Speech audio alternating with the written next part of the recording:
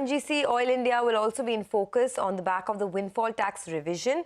Sonal is here to explain the fine print to us. Sonal, over to you. Thanks a lot for that. Well, yes, the government has gone ahead and revised the windfall taxes yet again. On the crude side, they have cut the cess from 17,750 rupees per ton to 13,000 rupees per ton. So that's definitely a positive for oil producers. However, they have hiked export duty on both ATF and diesel, which is quite a negative surprise. For ATF, it has been hiked to 2 rupees per litre. For diesel, to 7 rupees per litre. However, the nil duty on petrol remains, and this comes in effect from today. CLSA has written a note on this revision that has come through. They say that this cess cut that the government has announced implies a post-tax realization of $77 per barrel versus $76 per barrel earlier. And the last two fortnight revisions that happened, then it implied a realization of $71 per barrel, which gives the confidence that government is okay with realizations around $75 to $80 per barrel. Even more positive for these stocks because they are pricing in realizations anywhere between $50 to $55 per barrel. However, the negative surprise is that the export duty has been hiked on ATF and diesel. This despite the $2 barrel per decline in refining margins that we've seen in last two fortnights. And this will increase the impact of windfall taxes on Reliance Industries to $2.2 per barrel. So that stock could see some red today. Okay, and what about Adani Total? Well, Adani Total will be in focus because the company like MGL has gone ahead and cut prices as far as this PNG and CNG segment is concerned. For the PNG segment and CNG, the cut is anywhere between 3.2 to 4 rupees per kg. The company says it has come in after the government announced that they will increase domestic gas allocation to this particular sector, and that has come in as a positive. Unified base price has also seen a decline from levels of $10 per MMBTU. They say, yes, there is a lot of volatility in imported spot LNG prices, but they have been able to pass it on to the consumers, so EBITDA margins should remain stable for the company. Okay, thanks a lot for that. Well, let's go across to Ekta now. She has some more stocks in the news. Ekta, over to you.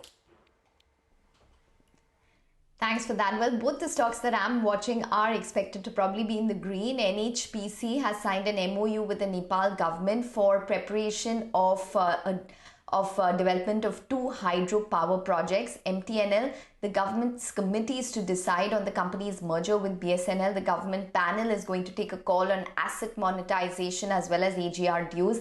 The government's likely to give 1,600 crores for telecom PSU's operational merger and to issue sovereign guarantee bonds worth around 17,570 crores. Okay, well, thanks a lot for that. Now, I'm watching out for a couple of stocks as well. On my radar, first up is M&M. Now, I'm going with green for M&M because there are some reports suggesting that M&M is exploring the possibility of acquiring General Motors factory at Talegaon in Maharashtra. Now, why is this important? It's because M&M, in any case, has a big pending order book that they have to deliver, and they have an order book of around 240,000 units with a waiting period of around 12 to 18 months. General Motors, in any case, is looking to sell their factory and exit India.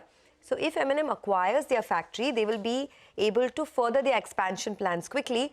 It's more cost effective as well to acquire a factory rather than just putting up a new plant, which will take time and more expenses. So building a new facility is something that they are not looking at the moment. They are looking to acquire a ready-to-use factory. Now, CNBC-TV18 has not independently verified this report, but I'm going with green because if this actually goes through, then it will help them with their expansion plans. Now, the other stock that I'm looking at is Indus Towers. I'm going with red over here. Now, there are some reports once again that CDPQ is in talks with Vodafone PLC to buy the residual 21% stake in Indus Towers. Now, both sides have already had management meetings and the formal due diligence process is expected to start very soon.